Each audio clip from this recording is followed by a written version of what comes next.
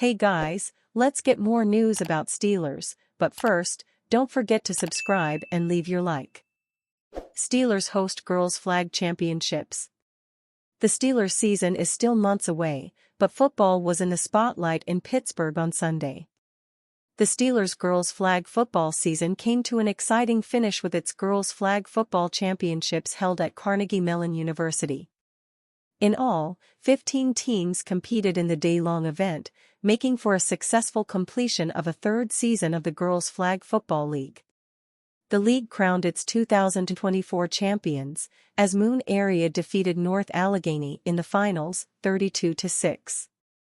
"Today was a great day," said Moon Area head coach Jason Russell. "We had a long season. The girls put in a lot of work. For them to go back-to-back, it was a great accomplishment. We have a lot of great players on our team who took that task, wore that crown with pride. And I always think when you have a Soraya Leach on your team, you always have a chance. It's never easy. It was a great season from all the girls," said Soraya Leach, a senior at Moon and team captain. "We lost a lot of seniors last year, so we knew it was going to be a rough season. All these girls locked in, pre-season, during the season, playoffs, every single game they worked their butts off. All the mistakes we did in the regular season, we knew not to make them in the playoffs, because we knew that was going to come back and bite us in the butt.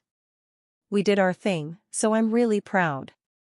Steelers alumni Troy Polamalu and Will Allen were on hand for the finals, with Polamalu presenting the trophy to the winners. "We had a great time here today at Carnegie Mellon with our girls' flag football teams, as well as all of those in attendance cheering them on," said Dan Rooney, the Steelers' Director of Business Development. Girls' flag football has seen tremendous growth not only locally but also nationally over the past few years, and days like today will only further that. Congratulations to our champion Moon Area Tigers and to all who competed throughout the 2024 season. This past season, the Steelers Girls Flag Football League grew to include 36 teams, up from 22 from 2023. The teams competed each Sunday over a 6-week season. This past week, the Pennsylvania Interscholastic Athletic Association, PIAA, held a first reading and voted unanimously to make girls flag football a sanctioned sport in the state of Pennsylvania. A second of 3 readings is set to be held by the PIAA later this summer. 3 off-season moves the Seahawks must make. After settling into some perpetual mediocre in recent years, the Seattle Seahawks made some big changes this offseason. Pete Carroll is out as head coach. Mike Macdonald is in.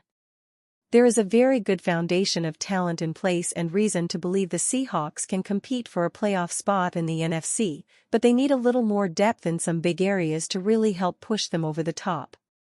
Let's talk about 3 potential moves that could help them get there. The interior of the Seahawks' offensive line has been a big problem in recent years, and they did take some steps toward addressing it this offseason, especially with third-round pick Christian Haynes, who seems to have the inside track at starting at right guard.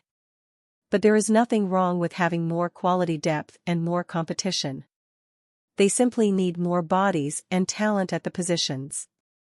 Starters get hurt. Rookies do not perform as expected. Building from the lines out is never a bad strategy, and the Seahawks have ignored it for far too long. Another big position of need this offseason was middle linebacker, as the Seahawks have completely overhauled their position room with the signings of Tyrell Dodson and Jerome Baker.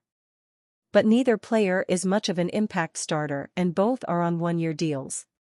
It is also not enough depth after letting Bobby Wagner, Jordan Brooks, and Devin Bush leave. Shaquille Leonard and Quan Alexander are 2 potential UFAs still remaining unsigned who could be intriguing signings. Leonard would have the highest upside, but he would need to do a lot to prove he can still be a high-level player. It would need to be a cheap contract, but it could be worth it. This is not a huge pressing need because the Seahawks were a top 10 team in sacks in 2023 and have a really good duo in Boy Mafe and Uchenna Nwosu. They also addressed the defensive line in the draft with Byron Murphy too and have Leonard Williams returning.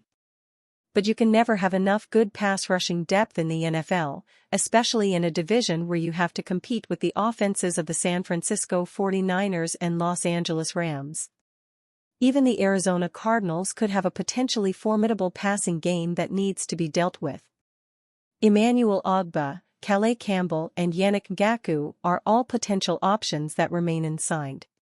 It is that time of year for players to leverage their availability for better contracts, and now the Pittsburgh Steelers are the latest team with a star player willing to stay on the sidelines in search of a new contract. Much of the key parts of the NFL offseason are in the rearview. In March, free agency opened and all of the top players in this year's market signed with new teams.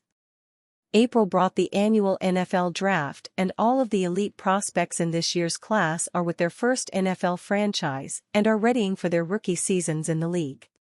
Now, we are entering the holdouts part of the offseason. There has been a lot of debate about the future of San Francisco 49ers star receiver Brandon Ayuk, and if he could be a camp holdout as he seeks a huge raise in the final year of his contract. However, the Pittsburgh Steelers are already in the early stages of a months-long holdout scenario with a top star. This week brought rookie minicamps around the league, and voluntary minicamps will follow next week. It's an event that many veterans do not attend, but Steelers captain Cameron Heyward is making an early public stance that he is not happy with the fact that he is in the final year of his contract and has no plans of being at voluntary camp this month. "You gotta do what's right for you," Heyward said on a new edition of his podcast, Not Just Football with Cam Heyward. "I'm training hard. It's nothing I'm not doing on and off the field. I'm doing everything possible. We'll get there when we get there." 6x Pro Bowler holding out from Pittsburgh Steelers in search of new contract. We've seen an offseason full of changes for the Pittsburgh Steelers, swapping offensive coordinators and overhauling the quarterback depth chart, among other moves.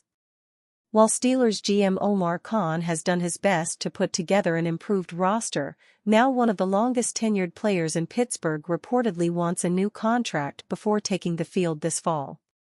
According to ESPN's Jeremy Fowler, Steelers defensive lineman Cameron Heyward has avoided the team's voluntary workouts in seek of a new contract. While these workouts are just voluntary, Heyward reportedly has no plans to attend Pittsburgh's OTAs either. Heyward, who is entering the final year of his contract, has never missed an off-season program. The 35-year-old isn't just looking for a few more days off, he's hoping to play several more seasons in Pittsburgh. Set to account for $22.4 million against the salary cap this season, Pittsburgh might want to negotiate a new deal with their six-time Pro Bowl lineman to lower his cap number if they plan on making any more roster additions. Yet, the Steelers are still believed to have an estimated $14.9 million in cap space, so they're not exactly hurting for money this season. Still, they might want to get their three-time All-Pro under contract for at least 2025 before risking losing Heyward to free agency a year from now. And you, fan? What do you think of the situation of Cam Heyward? Leave your opinion in the comments.